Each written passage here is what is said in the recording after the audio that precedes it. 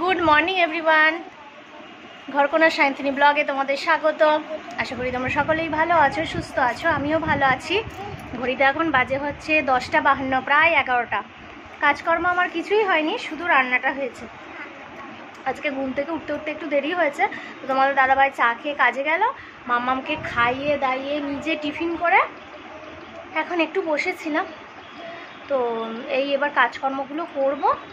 আর মামামকে একটু সেও দিয়েছি বাটিতে, সেও বসে বসে খাচ্ছে। রোদটা বেশ ভালো দিয়েছে আজকে। তো চলো আর বেশি কথা না বাড়িয়ে দেখতে থাকো, সঙ্গে থেকো। আর যারা যারা সাবস্ক্রাইব করোনি অবশ্যই সাবস্ক্রাইব করে দিও। আর এই দেখো, এই জামাটা তোমাদেরকে দেখানো হয়নি। আগের দিন মামার বাড়িতে গেছিলাম, তো মামা বাড়ি থেকে মাম্মামকে এই জামাটা দিয়েছে। কটনের জামা, একটুখানি ছোট হয়েছে, বাট রেখে দেওয়া যাবে না, পরিয়ে ফেলতে হবে। ভালো জামাটা, খুব সুন্দর। আজকেই পরেছিল একটুখানি। আমব্রেলা কাট, খুব ভালো জামাটা, কটনের।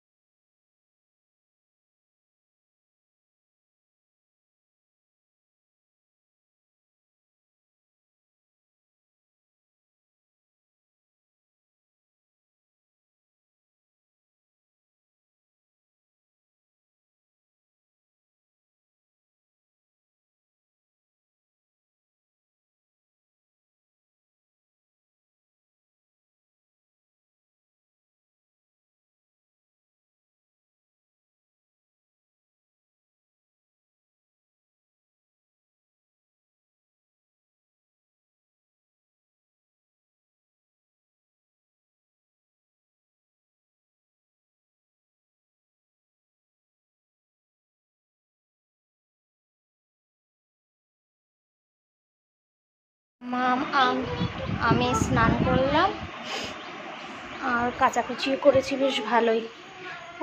ওই যে ওই চাদর নয়, কাঁথা, মামা ওটা গায়ে দেয় তো, অনেকদিন কাচা হয়নি, তাই আজকে কেচে দিলাম। ফেললি, রেখে এসো। তোমার সেলফি স্টিকটা টেবিলে আছে, ওটা নাও, যাও ওটা রাখো। সেলফি স্টিকটা নাও, দিয়ে তোমার এইটা কাচলাম। আর দেখো আকাশ মেঘ কালো হয়ে আসছে, দুপুরে মনে হচ্ছে বৃষ্টি হবে।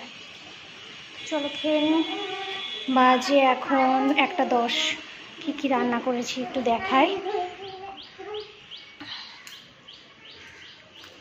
আজকে সিম্পল ভাত, পালং শাক, আলু বেগুন বড়ি দিয়ে, আর ডিম আলুর কারি মশলা কষা কষা একদম করেছি। তোমাদের দাদা ভাই কালকে বলছিল যে একটু কষা কষা খেতে ইচ্ছা করছে, তাই এটা করলাম।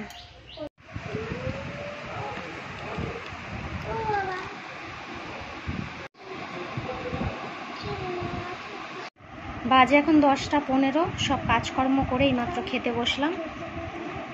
তো চলো, গুড নাইট, টাটা।